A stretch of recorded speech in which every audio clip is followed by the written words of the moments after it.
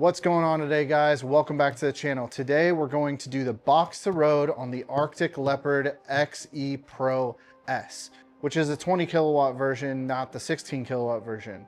Now, if you have either bike, the assembly will be the same. I'm not going to go into any of the specs or information, so if that's what you're looking for, that's not this video. This video is to set this bike up and talk about all the little nuances and the things we may encounter while we're putting it together. So we're going to open the battery first, get it charged, and while the battery is charging, we will assemble the bike. So if you've assembled any other type of E-Moto, this will be a little bit different because there's a little bit more to put together compared to most of the other E-Motos where you see them more set up. Now with bikes with the actual wooden boxes, I use them as basically a trash box while we're assembling the bike. So it can kind of act as all the extra bits and pieces and plastic and zip ties and stuff can go inside of that. And then you can throw all that stuff away. So let me show you how to take and open up this box. Here are the tools that you're gonna need to assemble this bike.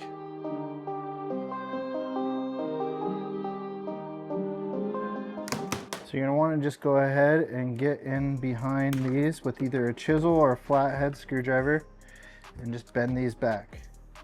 And then one of two ways, you can either bend this down with a pair of pliers, or an even simpler way is with brute force. Do that all the way around the bottom, then we can lift off the box.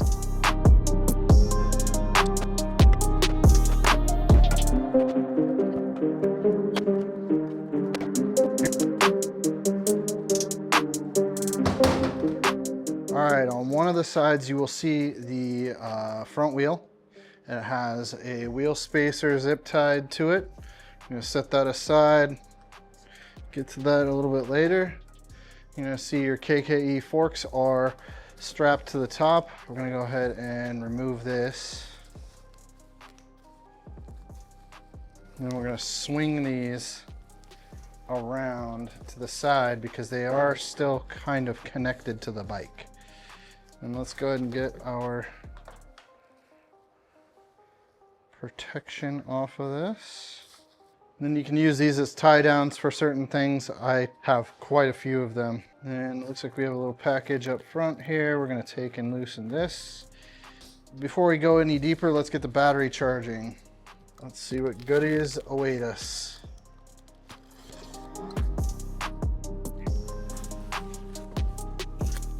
So it's just the battery in the box.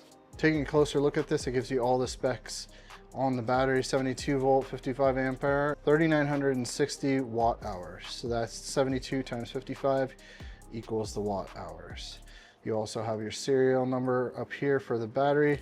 Looks like you have a comms port here and your charging port here. Comes with two straps, one at the bottom, one at the top. All right, now I'm sure you're wondering where the charger is. And carefully cut through the tape portion of the padding so we don't cut down through anything important. And now let's just show you everything that's in this. As you see here, this is everything that is included in that bundle of plastic. Front fender, front number plate, your charger, foot pegs, your springs for your foot pegs, the pins and cotter pins for your foot pegs. Looks like tie straps for your handlebars, 4 zip ties, your hardware for your front fender. I did notice that this front fender is the same front fender as a Talaria MX4 and MX5, or at least the MX4 front fender. Personally, my favorite front fender on any bike comes with an ODI style front number plate, very similar to what other brands use, and a very tiny charger. Footprint of this charger is super small. It's like a 10 amp output, so 72 volt 10 amps, input power of 860 watts. This is indicating that it is plugged in and it's on, so that would be the red and the green. The blue will show charging and the green is fully charged. I'm gonna open up this port and then you'll just line it up just as that. This is a very familiar style connector. It is a lot larger than some of them that you will see. It is no spark. And then this is what you will see when it's charging. First thing I want to do is open up the seat because there's a couple little goodies in here for you. You just unscrew this, pull the seat off. You will find your axle, which I grabbed it in the grease spot. And then your key is underneath here. And then these hold down your battery. Then inside here, we will turn. It will open the battery lid, and we're gonna pull out the rest of the stuff inside of there. Gonna grab your wire cutters, pull this out through the battery hole on the side. We can close this down for a second. Get this zip tie cut off. Don't cut any other wires. Now this is your headlight, your throttle, some wiring, and a brake. So we're gonna set this off to the side, not scratch it. We're gonna get back underneath here. We have another one. I'm gonna pull out this side. Careful not to cut anything else. That one aside. And then let's cut all the rest of the zip ties. There's a couple here, and there's one on the other side, so we'll just snip all these off. And these are our handlebars.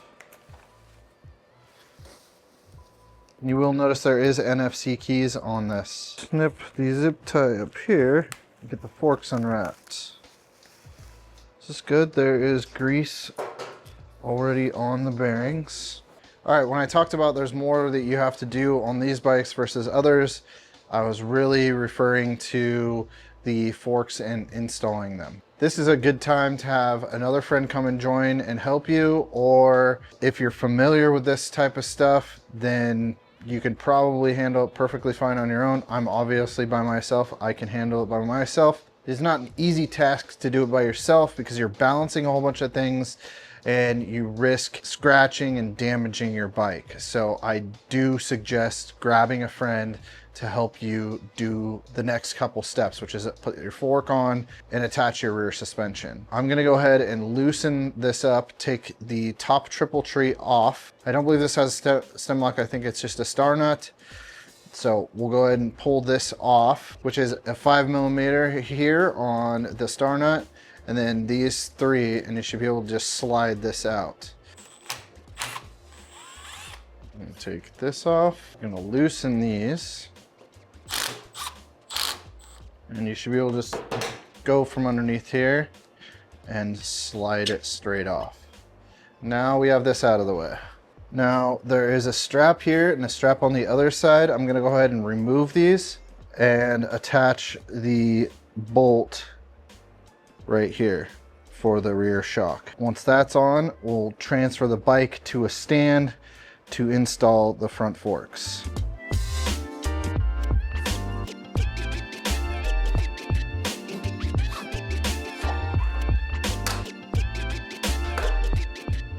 Now, installing this shock is as easy as just tilting the bike forward.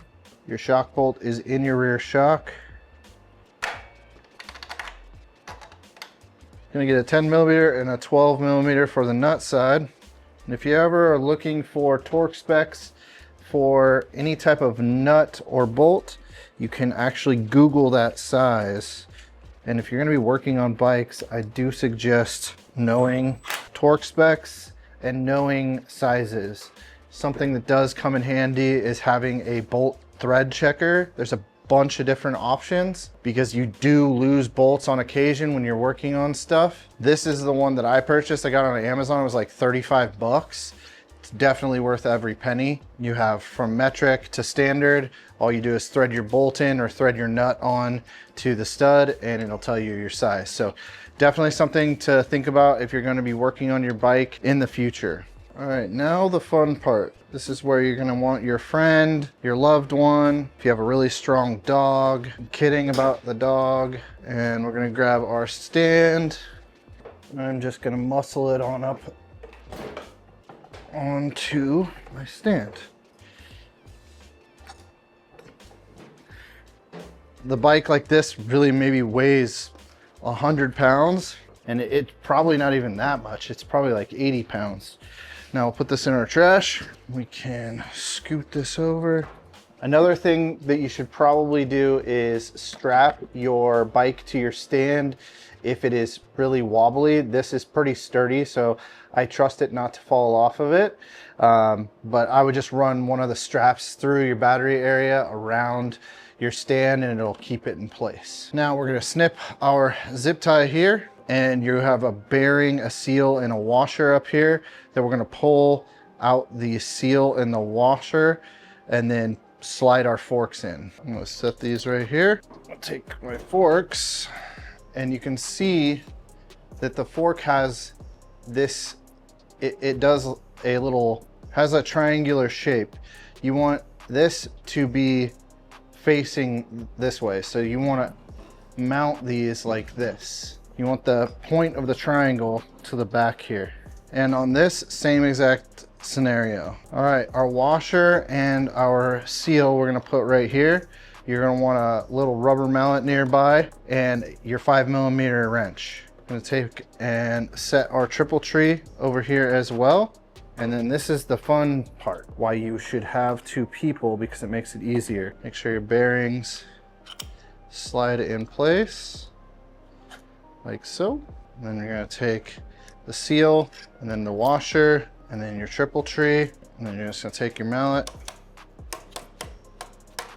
just bounce back and forth. All right, brakes are in place, all that.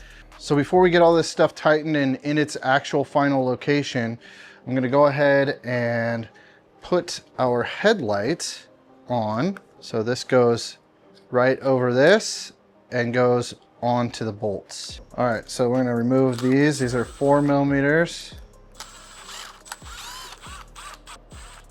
And while this is not super crucial of a bolt, I am gonna add a little bit of Loctite because I don't want these to get loose or fall out. These are very small bolts. I'd rather do this than lose them. And this is the same style as a Sur-Ron, a E-Ride Pro, Talaria, all that. So you could be able to swap out to a different headlight bracket. The headlight itself, it looks like it has a plug similar to a Talaria Triple X or a Altus Sigma. Pretty sure this is the headlight plug right here. And you'll notice I will not take and tighten these with the impact because this is steel going into aluminum and it's very easy to break. These don't take a crazy amount of foot-pounds. I'd probably say it's 6 to 8. So I'm just getting them snug and that's it.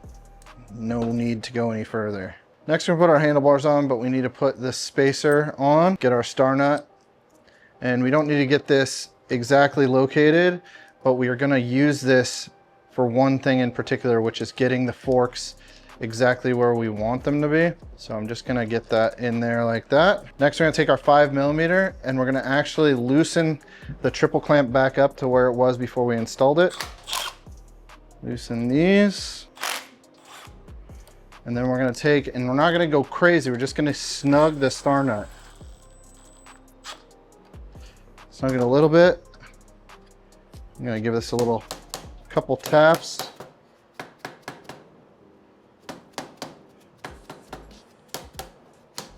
Get this a little tighter. I'm gonna snug these up. I unfortunately have to make this extra step and I have to go backwards. There's a lot of juggling, right? All these are snug. This is now loose again. So I'm gonna pull this out, set this aside, and I'm gonna put the throttle on. I'm gonna put the brake on. I'm gonna loosen this. Looks to be that there's Loctite. Also, it looks like this is becoming the new standard master across the board. This is a very familiar one. You're gonna wanna take your Phillips, gonna loosen your throttle a little bit. Looks like it was already a little loose. Set that aside. All right, so now we got our throttle and our brake on. We're gonna go ahead and find us some slack here. And then we can position all this stuff a little bit later on. Now we still have one more brake, which we're gonna pull through so it's not crossing over. And one thing they do, they have this tightened down so you aren't sucking any air into your master cylinders. That's pretty awesome. Now's the time we can actually cut this. We don't need it on there anymore. Just don't flip this upside down while doing this. So keep it keep the master cylinder, the reservoir, which is up here, the cap, keep that upright while you're doing this part. And you don't have to snug any of this or put any of this stuff in place yet. We're just getting it on the handlebars. Take our brake sensor and we're gonna push this over here. It's like all this stuff can stay over here as well. And now I can put the star nut back in. And since this is a star nut, you can't get this super tight. I'm gonna go ahead and back that off, get the handlebars a little bit straighter, and we're just gonna get it snug. If you start hearing it make noise, that means your star nut's starting to back out. I would suggest in the future, depending on how hard you're riding, if you're gonna change handlebars and stuff like that, switching to a stem lock here. And now this is snug, so I'm just gonna snug this in here. All right, now we're here, we're gonna go ahead and get these kind of in their location. You wanna make sure your brake line does go towards the wheel and down here, and you do have a little brake pad keeper, so it keeps the brake pads open. Should come out pretty easily. I always advise people keeping this just in case they want to do a brake bleed with the wheel off, or they take the brakes off for, let's say you're going to powder coat the bike or work on the bike. I always just advise taking and keeping this because it's definitely very useful. And it shows T 3.0, that means that this is 3 mil thick when it comes to the brake rotor. All right, at this point, you're probably getting pretty excited because you're getting really close to being able to ride it. I understand you're excited, but I want you to still take your time, watch all this stuff. There is a wheel spacer inside of the wheel attached to these zip ties. You want to take that, set that aside for the moment. Now you have your axle. If you skipped through some spots, you may not know where this is. It's underneath your seat. You have your axle and the end bolt. We're gonna go ahead and take the end bolt out. Set that aside. I'm glad to see that they greased everything. Looks like they have a little bit in there, which is kind of nice. I'm just gonna take and rub it on the axle here.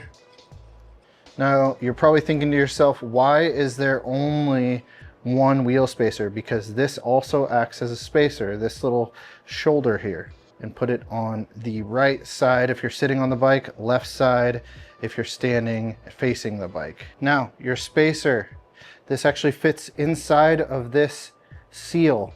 So you got to kind of put it, make sure it also has a little bit of grease on it. And then we're going to go ahead and get it all aligned in the brake. And then we can go ahead and put our axle through. Now that the axle is just holding it in place, it's not going to push all the way through. So we're going to go ahead and loosen up the pinch bolts so we have enough room to slide it through. You could also do this before you slide in your wheel, but this is just easy either way. You just need to be loose. Make sure your wheel's aligned and tap her on in. Then make sure that the axle bottoms out on one side. Once it's bottomed out, go ahead and spin this, and you may hear a little rub, and that's normal. That is a little bit much.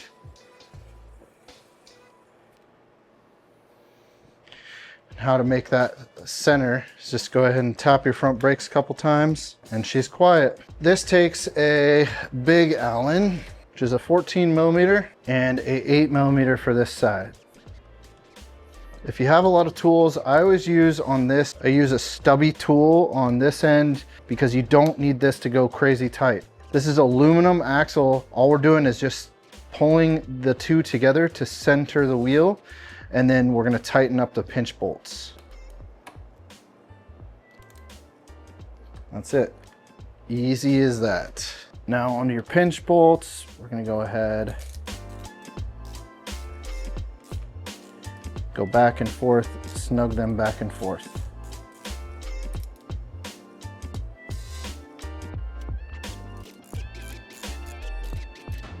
Now, the next step, which you could do with the wheel off, you can also do it with the wheel on, is go from here, take one bolt out, each one of them, and Loctite each rotor bolt. I do this for safety because these do back out. Doesn't matter what bike it is. I'm talking every single bike known to man, rotor bolts back out. I do this in the front and in the rear, but I wanted to let you guys know to do that. I'll do that off camera It's just a whole extra step that we don't need to go through and show you every single bolt of me doing it. So, and then you can paint pan and match these back up. So I'm gonna grab a extension, and these are 4mm. Then any leftover Loctite, make sure you wipe off. I'm gonna do that on the rear as well. Now that your front wheel is on, don't forget to air up your front and rear tires before you go ride, because these are for sure low on air pressure. Next is this beautiful front fender. I'm gonna set it on the tire for the moment. I'm gonna go ahead and Loctite these before I put them in. This is a 4mm. Put a washer on. I'm gonna do the back hole first. So I'll just go ahead and pop that in there. And I'm not gonna get it tight. I'm just gonna get it in there, and then we'll move on to the other ones, because you don't want it to be in its position yet, because you have to kind of wiggle it around to get the rest of them in place. Helps a lot to be able to line up the next holes.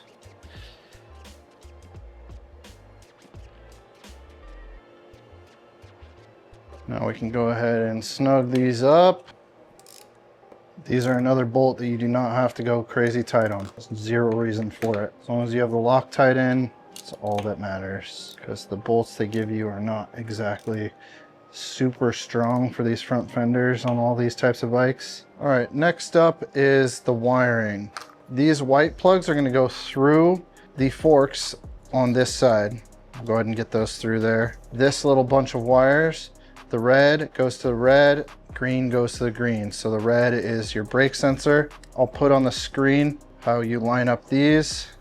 There's a little outie and an innie. You just line those up. There's also arrows on here that you can line up to match up. They just pop together. You hear a little click. You have the one on this side as well. A little click. And then you have your green, which is your display. You don't want to run these behind any of the brake lines or anything like that. Make sure that they're nice and free. And if you do wheelies, or you are like me and you do not like the brake shut off, you know where those are at. So I'm going to actually get those up kind of out of the way up here, so I know where they're located. So if I ever want to remove them, I can. I'm gonna put our number plate on. Comes with these 4 giant zip ties, which are a bit overkill. Pop this on over. Other companies that use a very similar one is E-Ride Pro. So you may have seen these. We also sell different colors of these, like gray, blue, red, and then black. ODI actually came out with this originally. This is a remake of an ODI part. It's downhill mountain bike number plate.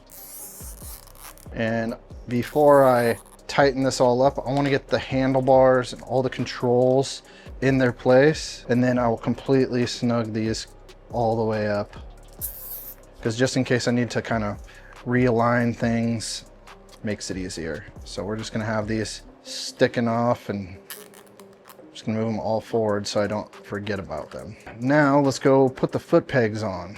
We got these pretty cool CNC'd foot pegs, and we have a spring, we have a pin, and we have a cotter pin. Most people will tell you to put the pin through here, put your cotter pin on top. The reason why I do not like this is because if you are riding and this pin happens to break or fall out, what happens?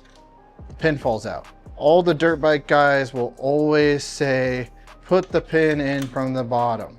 I do not agree with this. I have never agreed with this. So I personally will always put the cotter pin at the bottom. So I put the pin in and put the cotter pin this way. Now, can this technically come out? Yes, but it takes a lot more time for the pin to back out and go up this way, because your foot is right here. You're gonna notice it if it starts to be poking out because your foot is sitting on this, or it's gonna be tapping it. I always install the pin this way and put either the C-clip or the cotter pin this way. These work really well, but they're pretty much a one-time use.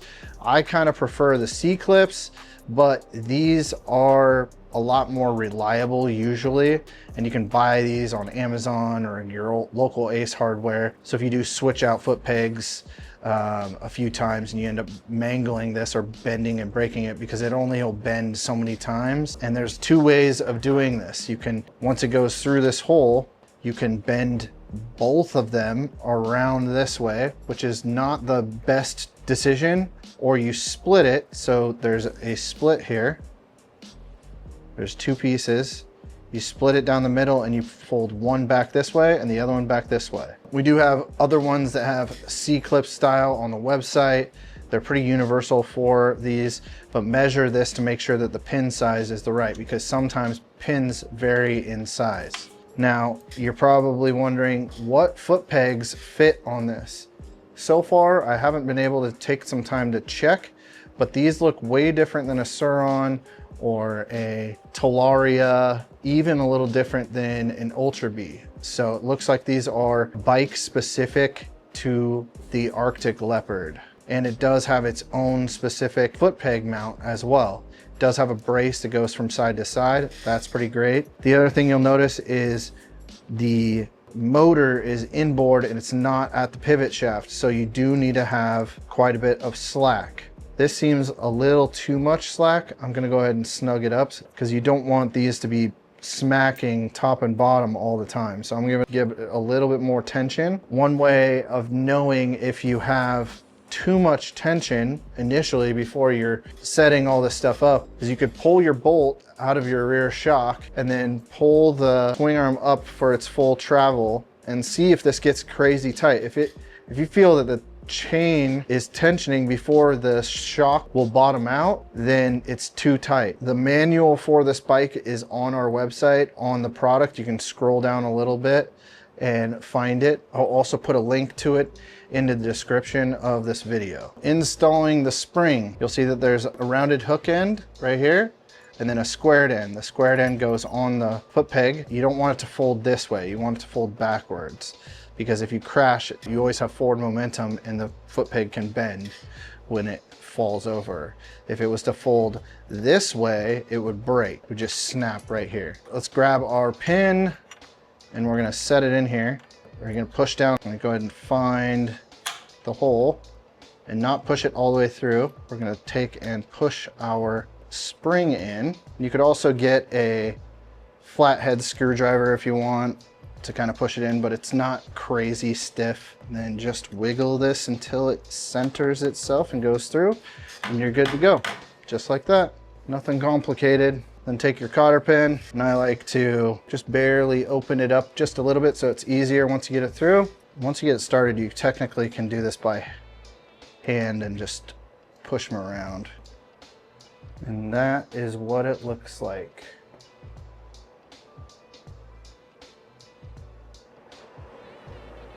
And here is a better look at, see how that's tapping. You don't want that. And it is a 428 chain, so if you guys ever need to upgrade or change to a new chain, you can. It does have a chain guide. This looks like to be the same as the one that's on the Serpent Moto.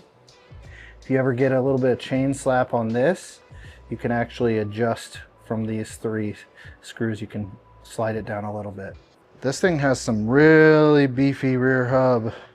This side, same thing.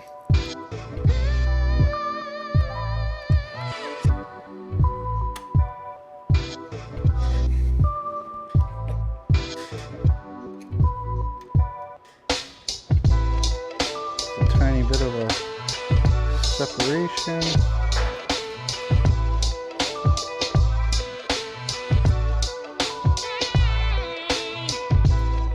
And there we go.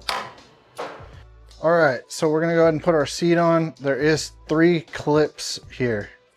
We're gonna make sure that the seat is down and secure. We're just gonna go and slide it underneath the little clip areas. And I'm not gonna tighten this all the way in. I'm just gonna get it to where it's not falling off, if that makes any sense. Just a couple threads in, and then that way I can sit on it. I got my few tools that I will need. Okay, first thing we're gonna do is go ahead and center the handlebars so it lines up in line. And we're gonna go ahead and snug this so it can't twist. And we'll just go a little at a time, just get it snug, go to the other one, get it snug. Now our handlebars are in line and straight. I'm gonna switch over to our 5mm and we're going to snug the triple up. I'm also, while I'm here, gonna check the lowers.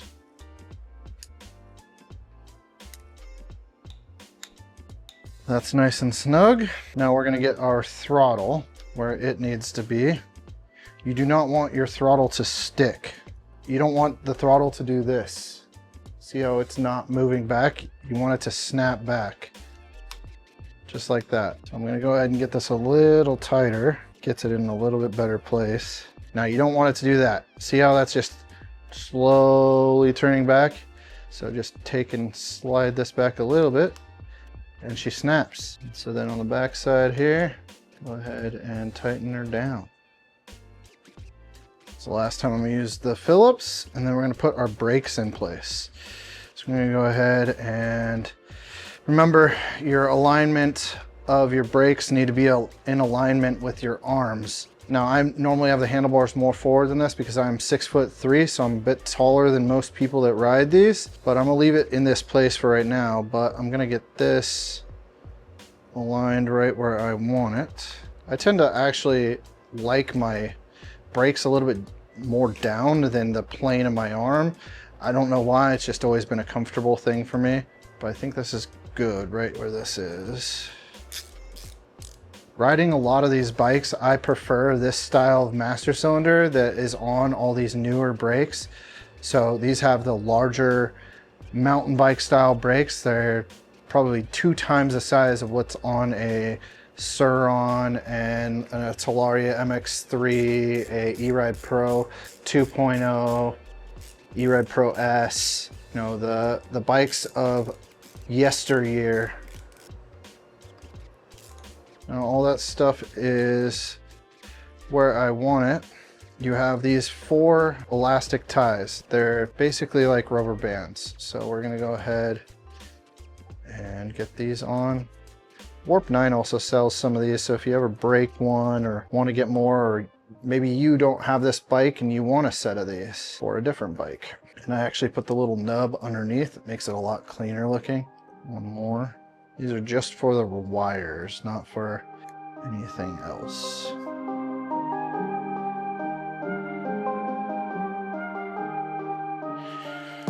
Now your wiring's all cleaned up. Now let's get the seat back off, plug in your connectors underneath here. We can get our battery on, snip the zip ties up here, and she's ready to ride, boys. What do you think? I'm 6'3".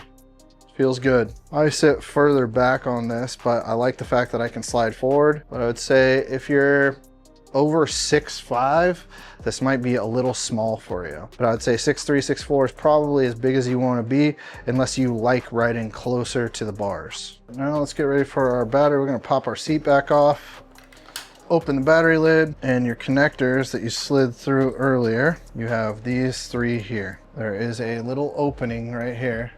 You can see my finger come through. You're gonna pull these through. There's no way to wire these wrong because there's only 3 connectors and they only go together one way. This bigger connector, not the triangle one, but the rectangular one, is kind of hard to get together. Then we got the headlight, and then just tuck those away. You're good to go. Now we'll move our battery cable in here so it's out of the way. Let's grab the battery and slide her on in place. See the orientation of the battery? Let's go ahead and get this in here like this. Go ahead and slide her on in place. Make sure you don't get it caught on any of the plastics. It could kind of catch on them. I'll show you right here. Uh-oh. Now let's go ahead and take these nuts off. Don't drop them in there. This is cool because this keeps the battery from rattling. Now let's twist this, pull that off, put it to the side. Make sure your handle gets tucked down below. And then you can see there's kind of like a mouth and two eyes. You want the mouth down with the multi-pins on the top, twist it around, and then you should just be able to push it on in place like that. And she's good. And then you want to make sure that you pull this up. So if you push this down, it's unlocked. If you pull it up, it's locked. So that way it can't come out. And then you're going to just tuck the lid away underneath there. And these two pieces were underneath your seat when you took it apart. We're going to go ahead and put these on. So one thing you need to do is make sure your battery is seated in the right place. It seems like if it's a little bit one way or the other, it doesn't latch. So before you even put these on, close the lid, make sure it's gonna latch, because all this stuff needs to line up. If it hits here or hits here, it's not gonna close. So make sure your battery's in the right place. Just kind of lift it up. You can kind of wiggle it around and it'll kind of click right into the place where you need it. Then you can go ahead and put these on. When you put these on, you're gonna have to bend it back slightly, like so. Kind of twist it on. Then you can grab your nuts, get them on there, spin them into place.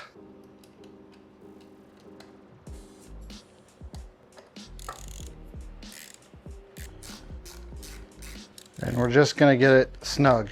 Doesn't have to be crazy tight. Battery's not gonna move. We're in a good spot. You can now remove your key. You can keep it in there technically if you want, because you're not using it up here. Now we can put our seat on for the final time, unless you need to go back in to take your keys out. There is a spot on the side here where you can charge your battery while it's in the bike, which is what I'll be doing. Just leaving it in there. There's no real reason to take it out for me. And then we're gonna make sure this is in place. We're gonna snug that down, put that away. Let's go ahead and snip the zip ties and make sure we tighten our screen down. Now, before I go ahead and snip all these zip ties off, I want to take note of one thing, which is the display should have some sort of rubber grommets on it. I've already let the manufacturer know these are as tight as they can go. They can't go any tighter whatsoever. If this does bug you, which I'm sure it may, you could wrap just a couple loops of electrical tape on your bars and then snug them down, and the display shouldn't move. So this is a really early production model. I think that they have potentially already resolved this in all the models going forward. Snug these up, and then I make sure I snip really close and then twist these inside so they don't look ugly. Make sure all your wires are tucked in. Now is also a good time to take your bars side to side. Make sure your bump stops sit level with this part of the frame that they're gonna hit. Now is a good time to make sure your tire pressure is where you want it. Yeah, that definitely was empty. Now on this model, it has a 18-inch, but recently on the next models that are coming out, it will be a 16-inch.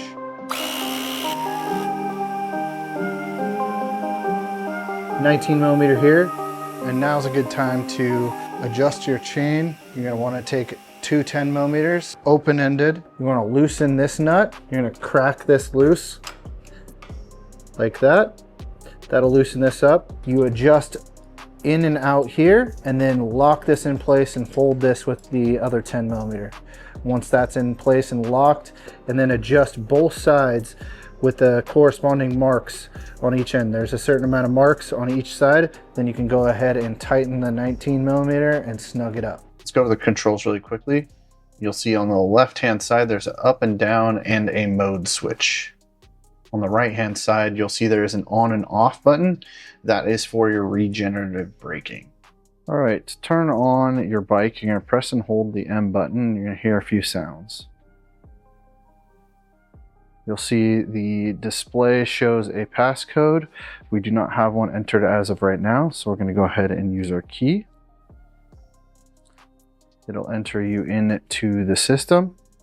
At the top, you will see your controller temperature at the top left, the battery temperature at the top right, your current riding time at the top, and then you have ready. It'll show when you're in gear and not in gear.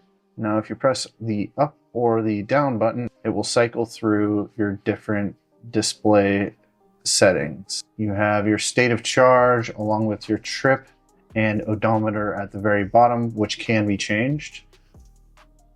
As you can see now, it shows your average miles per hour and your max miles per hour. Next, we have your voltage and your current amperage that you're pulling while you're riding. Switch it over on the down button to your total runtime on your bike. On the left is the kilowatts and the right is the mode that you're currently in. So neutral, and then you'll see there's an option for reverse. You press the reverse button. Now, while there is a reverse, how to engage it is you got to be in neutral, press the R button and roll the throttle at the same time, and it will slowly take you back in reverse. On the right hand switch, you will see there is a dot, which indicates the light is in the off position. The second one is the running light, and the third one is the light position in the high beam. To cycle through your power modes, there's the up and down on the left hand switch. You go up to go up in modes and down to go down in modes. So you'll have 1, 2, 3, and 4. And you can press up all you want once you're in the fourth mode, and it will not go any further. It does not cycle back around. You'll have to press the down button to cycle back through. So 4 is sport mode, go down. 3 is standard, go down. 2 is touring, and 1 is eco mode. And then one more time, you're in neutral. And this is where you will access the reverse, like I mentioned earlier. Now let's get into your screen settings and how to access them. You'll have to hold both the up and the down arrows at the same time. Wait a couple seconds, and it'll take you into your main menu. As you can see here, there is the system units, which is your miles per hour. Now you're going to press down. It'll take you through each options here. So you got system units, you got your brightness.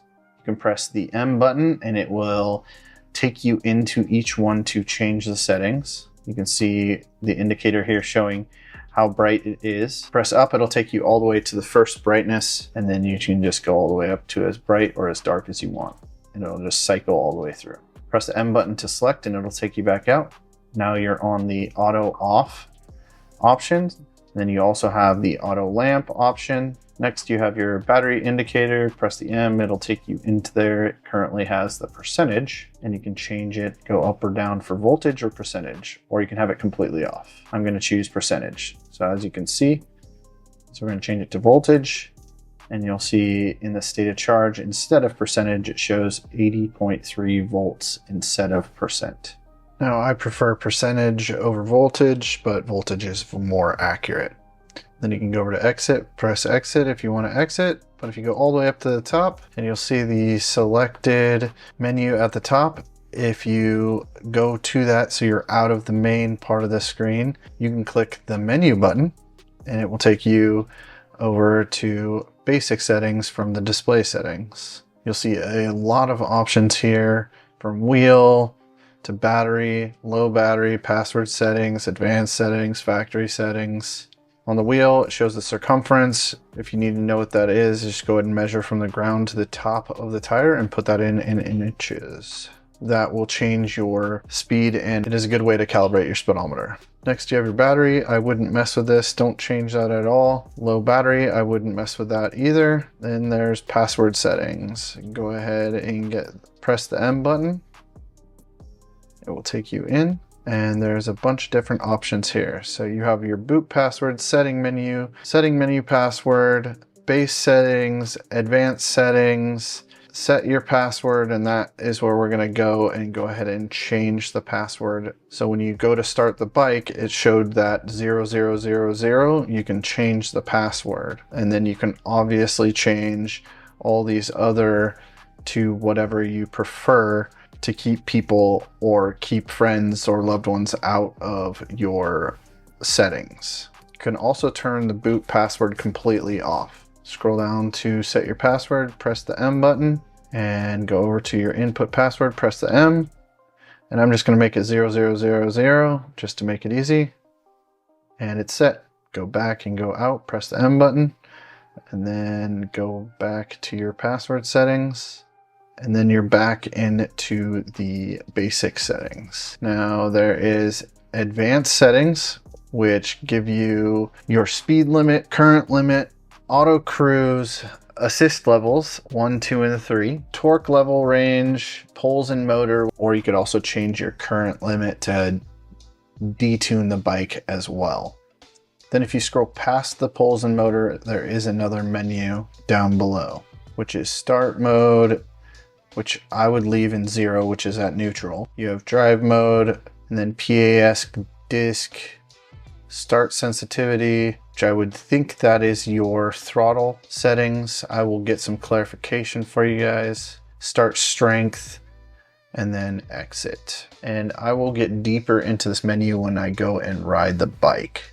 And that is a basic run through of all the settings on the Arctic Leopard XE Pro, which is also the same on the Pro S. Scroll all the way to the exit and we're done. All right, guys, I don't know about you, but I am excited for this bike. It is light, nimble, and it has a huge battery with a lot of power to back it up. Recently, we did a video with some advice and tips and tricks on things to look at before you go out and ride. I'll pop the video up in the corner, so if you want to link to that and check it out. In an upcoming video, we will go out and rip this thing around. I'll go deeper into the settings and show you guys what each setting does. Now, I just got word that the Far Driver app does work for this controller, so you can go more in depth and adjust it further. Once I get a chance, I'll do a video on that for you guys as well. In the future, the bike will actually come more assembled. So since this is kind of pre-production and early stages, this is how the bike will come for probably the next month or 2. And it is currently June as of filming this. If you guys need any help, assistance, or have any questions, please reach out to revrides.com/contact and we can help you out there. That's gonna be the fastest way to get any type of assistance. Thanks so much for watching. Hope this helped you guys out on assembly of this bike. If there's any other quick questions, you can drop them in the comments below. Make sure you hit the like button and subscribe for the next upcoming video. Get out there, go for a ride, be safe. Other than that, if you're ever in the area, swing by and come and ride with us. Peace.